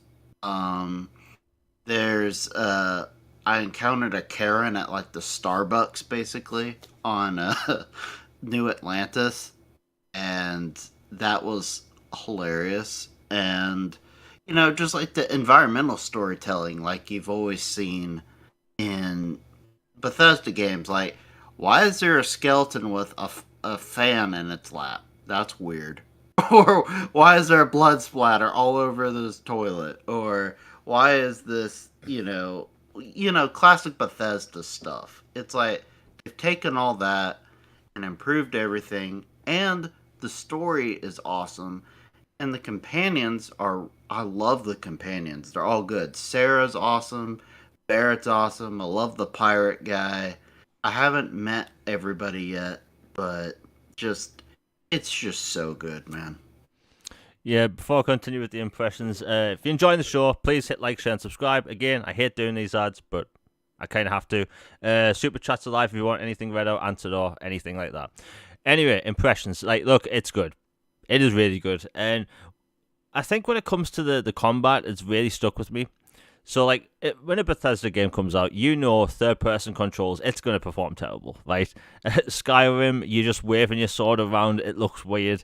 The jumping animation looks weird. Same with Fallout, and we kind of expect that. But with this game, they've clearly put a lot of attention in combat for third-person. And now I'm in this weird situation where the third-person combat's good because you get to see your cool armor and your custom character, but I'm in this weird position because the first person combat is incredible. Like you can tell id Software have worked on the combat as well because it plays like Doom. And the weapons are as detailed as Doom, more so even. and like the animations for like reloading like clips and stuff. Like it, I've never expected this style of combat from a game like this. Like Logan, are you playing in third person or first person? I'm playing first person mostly. I occasionally will switch to third person if I want to look around at a different angle or check out some gear or something and specifics. But generally, I'm first person for this game. Just while I've been talking on, I had a reply on Twitter saying it looks like any random looter shooter. That's what I mean. Like, if you've played it, it's not like that. It's a Bethesda RPG. And as someone that's played No Man's Sky and Bethesda RPGs, like, you can't really compare the two. It's not saying No Man's Sky is bad. It's just saying that they're not the same. I like turkey sandwiches and I like chocolate ice cream. If I say chocolate ice cream isn't like a turkey sandwich, that doesn't mean I'm saying one's bad. I'm saying that they're not the same. But you can tell id Software. There is some inspiration there at least because it just has that Doom feeling and it's hard to explain. But hey, the gameplay is great in a Bethesda RPG, which is something you can't really see all the time. And just like the side quests, like again, the biggest draw to me is side missions. And just going to a random planet and you get attacked by pirates. The mission boards, the bounty boards, like it's just so good. And the facial animations, like look, this game has more dialogue than Fallout 4 and Skyrim combined. And they didn't motion capture all the dialogue. That would be an absurd amount of data. But the system they have in place looks really good. Like you were saying, the persuasion system is very different in this game. You have to pick the option that makes more sense, kind of. Well, with that, you have to look at the character's facial expressions as well, because the facial expressions actually match the situation they're in. So, like, in the second main mission, you go to the old neighborhood on Mars, and you talk to this bartender, and depending on what you say, his facial expression actually suits what you say. So just things like that. It's really cool. And let's talk about space combat. They absolutely nailed it. Like, I was worried what kind of direction they would go because as someone that's been covering Starfield for the past year plus, like, you can't really tell what a game's going to play like just off video. Will the ships feel light? Will the weapons feel like they actually, have some oomph? And they both do, right? The ships have weight.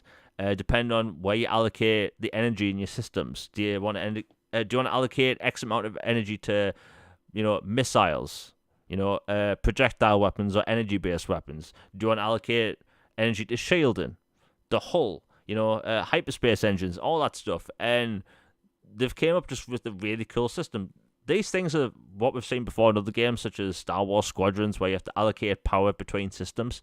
I love that system, and it works really well here. I think it is going to be Bethesda's best game to date.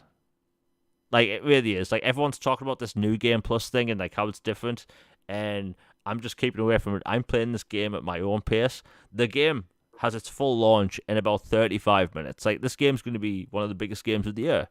Probably the biggest game of the year.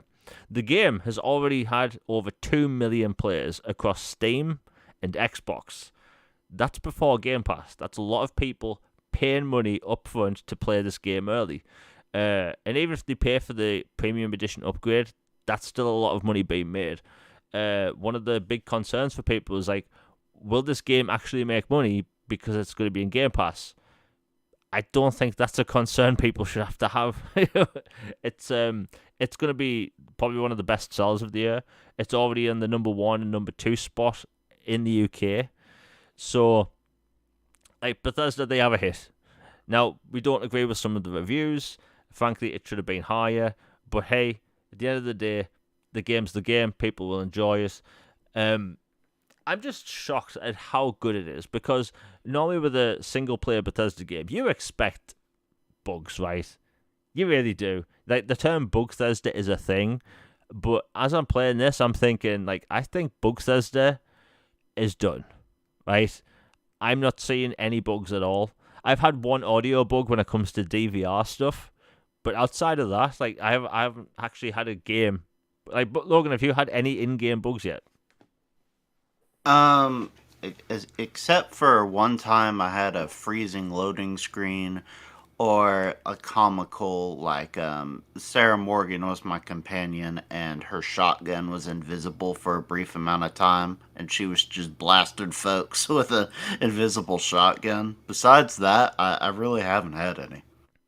And just like the small physics things in the game, there's a video that's going viral today of someone filled the cockpit with potatoes. Did you see that? Oh, Series S. Yeah. Uh, like I just thought that was a really cool joke, and like the physics system in the game is really impressive. Like I know it's just potatoes, but when you have thousands of objects rendered in the same space on a console like that, it's just impressive. Um, I think a lot of people's going to have fun with this game. This is going to be a game people play for months and years. Like it's going to be absolutely massive.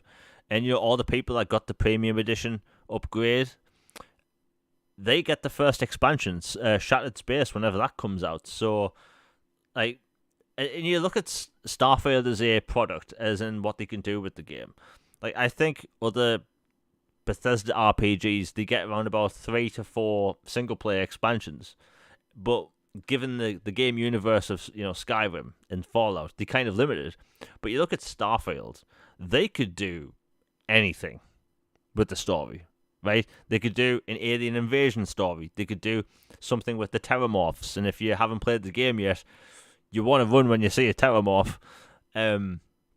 Just any amount of things they could do with this game going forward. I think Starfield can end up being a platform within itself. If you look at Grand Theft Auto 5, like that game has had the huge online component. But if it wasn't for the online, I bet we would have had single player expansions for that for years. And I think Starfield can get single player content for years to come. Logan, do you see that maybe happening for this? Absolutely. There's so many ways they can go with expansions. Like, they can have a whole bunch of smaller ones, like Fallout 4 did, where they had like um, the base building type focus stuff or customization type stuff that you can do, but for ships and for bases here.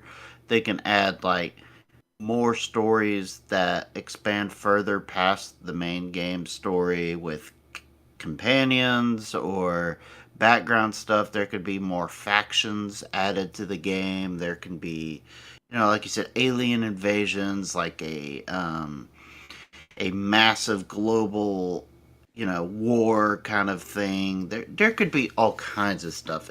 It's endless. It's like space. It's like they could have all kinds of like, oh, there's a random planet you go to, and turns out there's a cannibalistic cult on it, and that could be a whole like horror themed, expansion.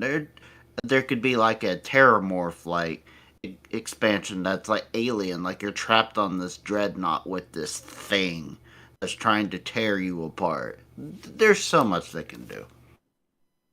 I've just seen this post on Twitter before we continue. I have to read it out because, like, I've noticed there's been this serious deflecting when it comes to Starfield and Xbox. I have to read it out. It says, now seems to be a good time to remind everyone that ZeniMax is a limited integration company that developers and publishes its own games. ZeniMax, Bethesda, id, Arcane, etc. are not part of Xbox Game Studios, but they are part of Xbox. They are owned by Microsoft. Notice that this treatment happens if there's a good game come from them. Redfall comes out, it has its reception, whether people like it or not. People are like, oh, this is Xbox's fault. But Starfield and Hi-Fi Rush have people basically coming out saying we shouldn't give Microsoft any credit. Like, what? Like, we everyone predicted this was going to happen, right? Whether if Starfield came out and got a 1 on Metacritic, Microsoft would be blamed for every aspect of it. Bethesda, people were wanting Bethesda to shut down, and Microsoft needs to leave the gaming industry. Yet Starfield, people love it. People saying how ambitious it is, and now we shouldn't give Microsoft any credit or link them to Xbox because it's not allowed. Logan, you have to admit that's a bit stupid. Oh yeah, it's ridiculous and it totally expected. It's the whole goalpost moving, double standard, flip flopping, whatever term you want to use. It's expected and unfortunately it doesn't seem to be going away. And people know what's going on. It's just fanboy fodder. Yeah, like I hate the fact that we say this all the time because like there's so much potential for like collaboration between Microsoft and Bethesda going forward. Uh, like to see this stuff, it really puts like it really looks sad when people do this. Basically, like why does it bother people so much that Microsoft finally has a win big enough that it might just slightly move the needle, right? Just a little bit. And that's how much people hate Microsoft and Xbox. They want Starfield to not be even affiliated with Microsoft. Like that's stupid. Um, but yeah. Anyway, back to the game. The game's incredible. Excuse me. Oh, we have to talk about this. So, ever since the game came out, people have been saying the game's filled with loading screens. I'm sure people have seen what Angry Joe said on Twitter. It's load screen field or whatever. And Alana Pierce on a Twitch channel, I think it was Twitch, proved that that doesn't make any sense and that it's all concern trolling at this point. She set a ship to fly to Pluto manually because space is big, people, right? I've tried to explain this to people for years now that people get upset when you can't just stop your starship in between star systems. Do you know why you don't want to do that? Because there's nothing there. It's called dead space. There's literally nothing there but dust. And people are wondering, why can't you physically fly your starship to planets and moons, one planet to the next? It's because space is bloody big. That's why we barely send ships and probes to Mars, is because the alignment is crap between Mars and Earth, and it takes like at least 6 months. Well, when it comes to traveling from like, let's say, Earth to Pluto, you're looking at years. Well, anyway, Lana Pierce set the ship towards Pluto and spent like 7 hours in game just traveling there. In fact, she had to keep adjusting the course because, again, all the planets in each star system are actually rotating around a star, meaning she had to adjust for orbits. So that putting everyone's like concern trolling to rest. Like the truth about space travel is it's boring. Like the space in between planets is so vast. Why would you want to physically travel there? Right? This isn't Star Wars when you can just zip about, right? Or Star Trek where you can just zip about. Like there's actual like time involved, right? When you play Starfield, we are literally playing inside of a tiny little segment of the galaxy. Tiny little segment. You're not traveling across the universe. Logan, you must have seen that, right? Like the concern trolling about it is finally put to rest.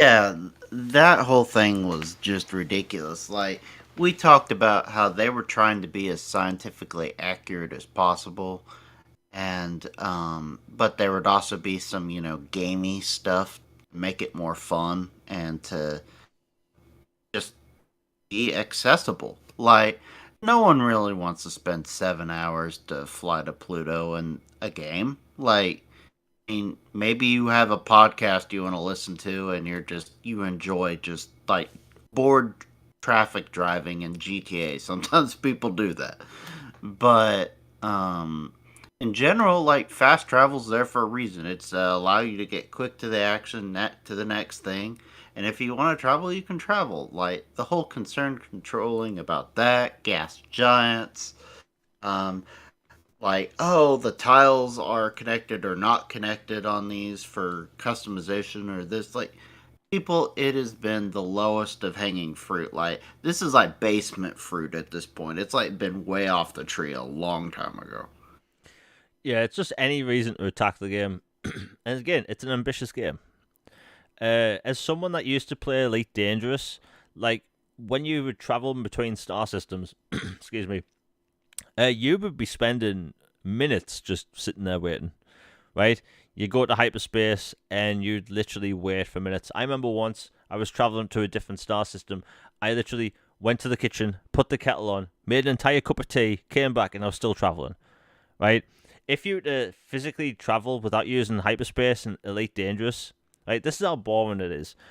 Your bones would be dust in real life before traveling to another world. Like, that's how realistic that is.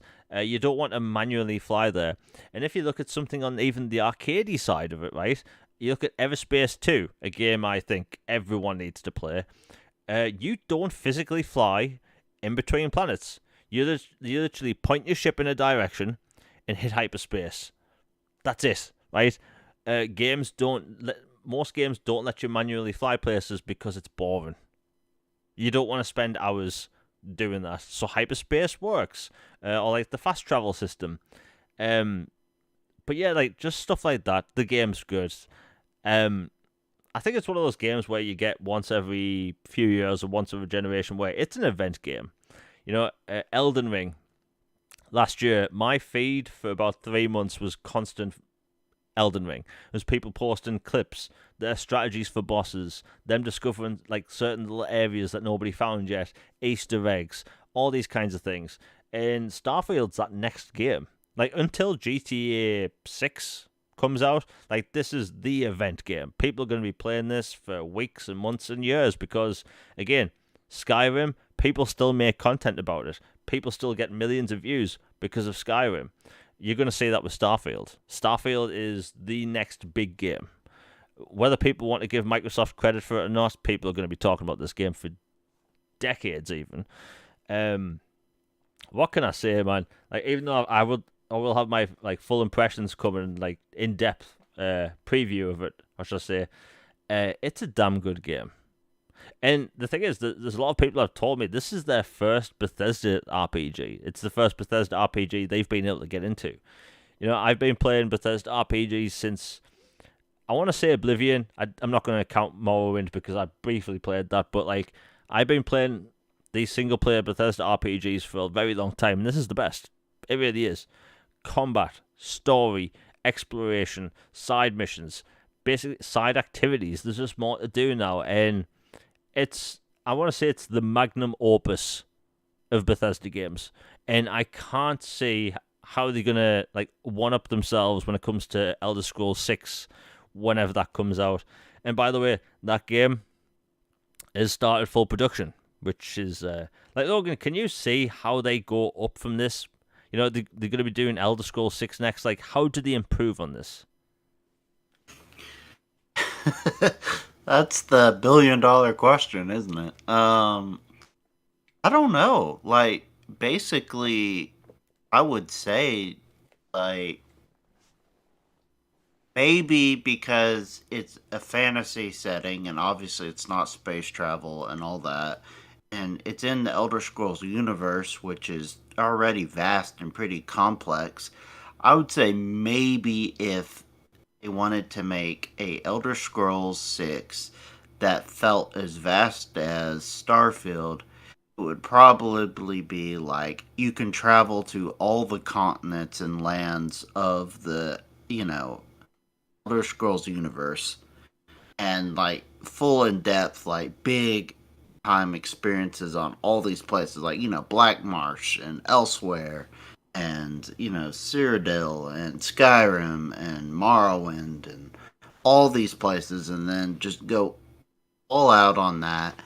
Upgrade the persuasion system and the lock picking system to be kind of like, they have in Starfield. Upgrade the companions even more. Like, Skyrim was a step up in companions and stuff from Oblivion, and just expand it even further. And then, like, the combat, customization, exploration, like, they're gonna have their hands full, but I think they can do it. I trust Todd Howard and that studio and the leadership there. They've had people there for like 20 plus years, which is very uncommon for a studio.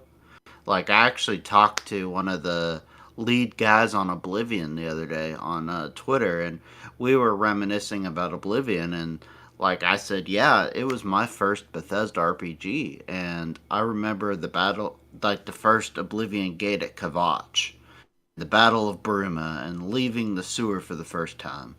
And then he told me a fun story that basically they use the term kvatch internally as a word for, we're going to axe something, or blow it up, destroy it, or remove it from the game. Because in Oblivion, kvatch was completely trashed by the invading horde. So it just, this crew is clearly passionate. They know what they're doing, and I completely trust what they're gonna do.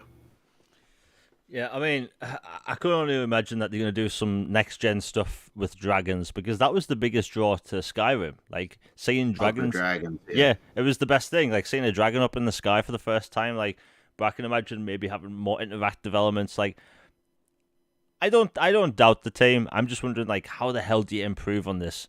Like, granted, they did say that Elder Scrolls 6 is going to be using a next gen creation engine, so like hell, I wish them the best of luck. People are going to be playing this game for years. Like people, whenever I post about Elder Scrolls 6, people joke saying, "Oh, it's going to be 2032 or something." Like, who cares when it comes, right? It's crystal clear that you know Starfield was originally going to come out like a year ago, and then thanks to Microsoft, they came in and said, "Look, you can spend extra time in this game, polish it, and it's the most polished Bethesda single player game to date." And if we're gonna see that, but in like a fantasy game as well, like that, like how is that a loss for anyone? Um, it's just a great time to be a Bethesda fan because they have another win. It's a brand new IP, which we need more of. And yeah, I think people are going to be very happy with this. Like again, the game unlocks in 18 minutes for pretty much everyone else, and what a game! Like people are going to be talking about this game for decades. And we'll move on to the one of the last main topics, depending on how long we've got left. So Star Wars Jedi Survivor came out in April, I believe. And I love the game. It's my game of the year, although subject to change. The performance wasn't really there, right? If you played in performance mode, some people had issues, some people didn't. It was a bit inconsistent. The visuals in the 30 FPS mode were incredible, like absolutely incredible. Well, it turns out today the game got a new update. They've completely revamped the optimization for Xbox Series XS and PlayStation. So where am I going with this? What's this got to do with the Xbox Series X Pro, which is in the the title? Well, it turns out they've removed ray tracing from the performance mode, which again I'm fine with it. And like Logan, when it comes to this generation of games, we're all talked about like how ray tracing is going to be this massive like leap forward for visuals. Honestly, I think for performance in general, I can take a leave ray tracing. Yeah, ray tracing is not my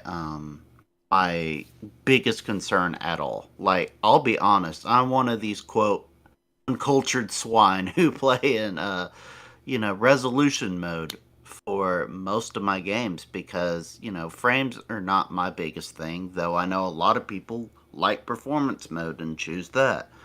So ray tracing to me is it's okay, but like my TV has weird ray tracing thing anyway, so it's not a big deal to me. Yeah, like we've said in previous episodes when the game came out, like I played, I want to say 90% of Jedi Survivor in 30 FPS mode because the visuals were so good. Like it was such a massive jump that I was like, you know what, I'll stick to 30. Well, anyway, I'm looking over the list right now. So they've removed ray tracing from the performance mode. So if you want to stick to 60 and you haven't played it yet, go for it. It's locked 60 now. Quality mode has had some optimizations to reduce FPS fluctuation, and it's also got better visuals. So that's a win for everyone. But where am I going with this? I've been saying for months now that I don't think the Xbox Series X Pro really needs to be a thing because they literally list in their optimization notes that they've really went into optimization. And I think that's the problem this generation. We're getting these games and they're getting patched over and over and over again. And rather than throwing new hardware at developers and more hardware to throw at this problem that doesn't exist, developers need to optimize their games. right? So instead of putting out an Xbox Series X Pro or PlayStation 5 Pro, let the developers make the games for the hardware we've got. That's why during the 360 generation did we get games that look like Oblivion, play like Oblivion, and on the same hardware we got Skyrim. That was at a higher resolution, better performance, and better visuals. It's because developers had enough time to optimize games in the hardware, learn all the tricks in the hardware. It's like, look at Red Dead Redemption. 2010 looks way different to Gun that came out in 2005, right? Night and day difference, right? So I think like when it comes to like these pro consoles, like I said, people are finding it hard to find these consoles. People have been waiting for this generation to quote unquote start. So why do we want more consoles now? If anything, I've said it before and I'll say it again, I think we should go back to a 5-year console generation cycle. We had that with the PlayStation 1, kind of. We had it with the PlayStation 2, well, kind of. But it used to be, before the 7th gen, we traditionally had 5-year generations. So why can't we have that again? And that's what I don't like, right? People are wanting Series X Pros and PlayStation 5 Pros to fix a problem we don't have. Like, because I guarantee you, on these Pro consoles, that if they do happen, we will still see 30 FPS modes in games. Guarantee it. Developers are always going to push for better visuals because that's what you market. Like, some people don't like it when I mention this. You can market better visuals to 99% of the audience.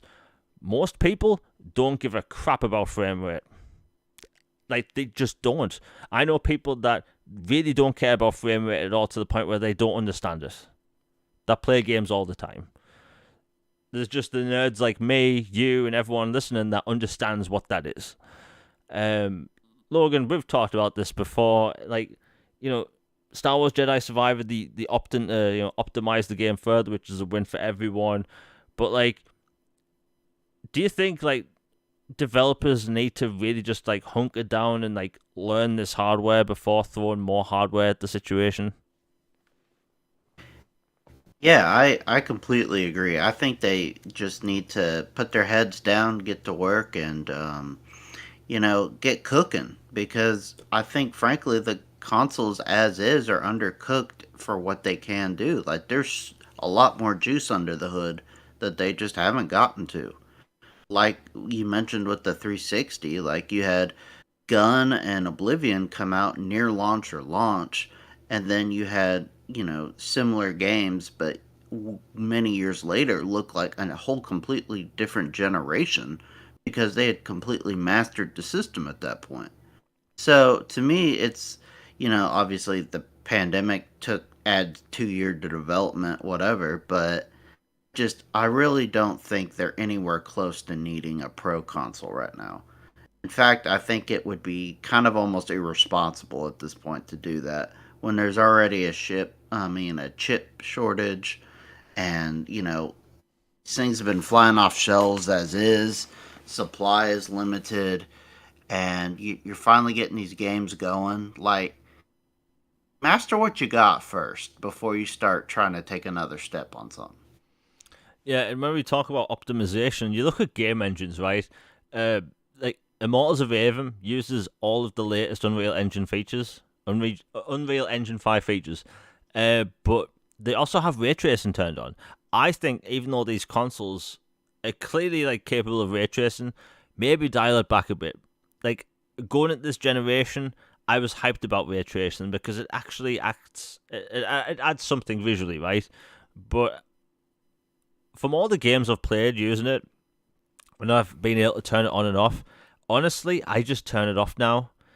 Like, granted, Immortals of Aven, a gorgeous looking game, but why not give us the ability to, turn off ray tracing, just have full locked 4K 60, and then you have things like Lords of the Fallen that come out next month, which is, I think it's 1080p 60 and 1440p, 1080p, 1080p 60, 1440p 30.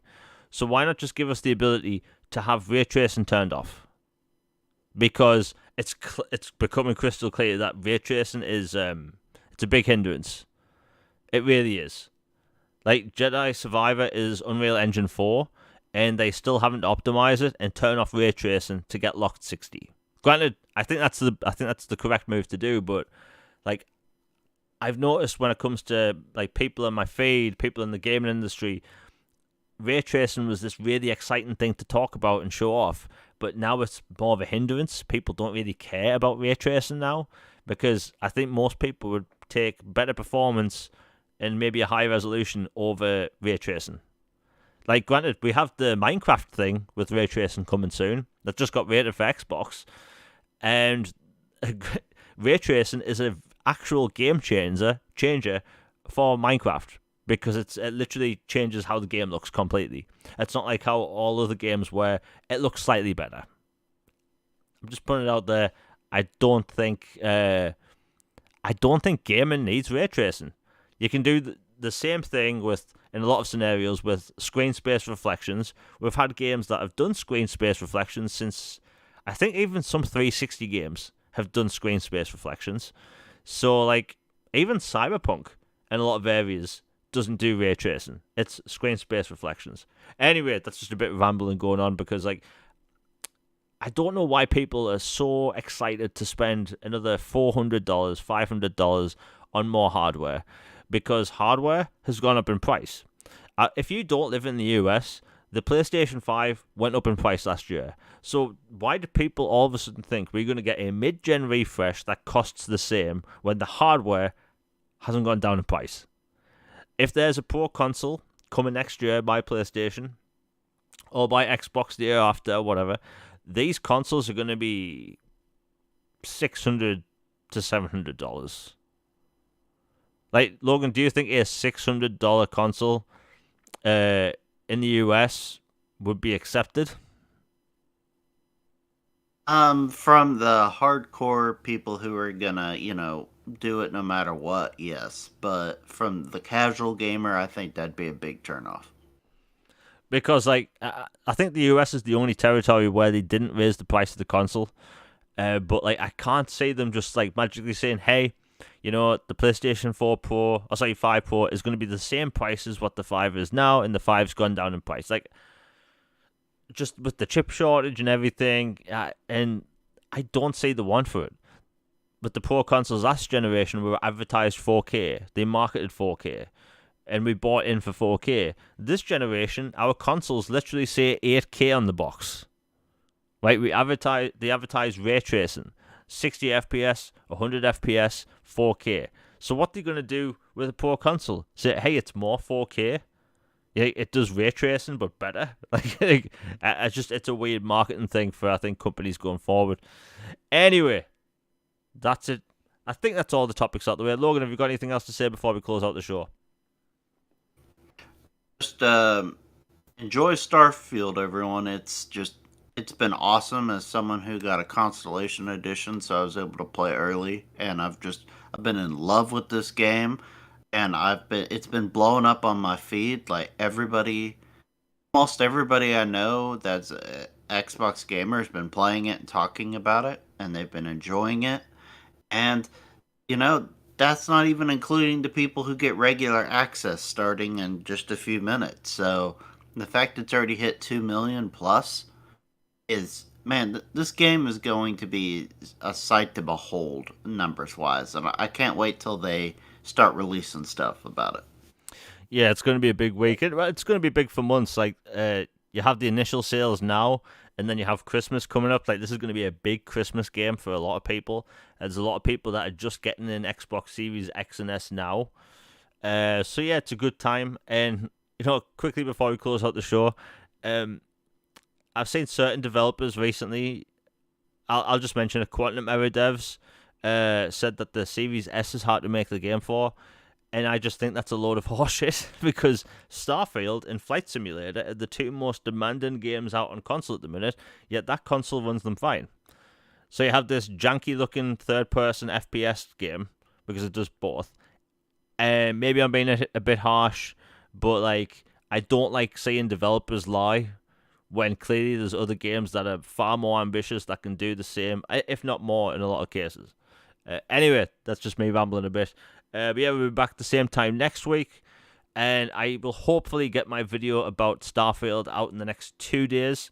I have the video that I made recently, top 10 games out this September. The link is in the description down below. Again, YouTube doesn't really do its job for sharing content these days, but hopefully that'll get better again. Anyway, everyone in chat's been awesome. Again, we'll be back next week. We are out. Peace, everybody.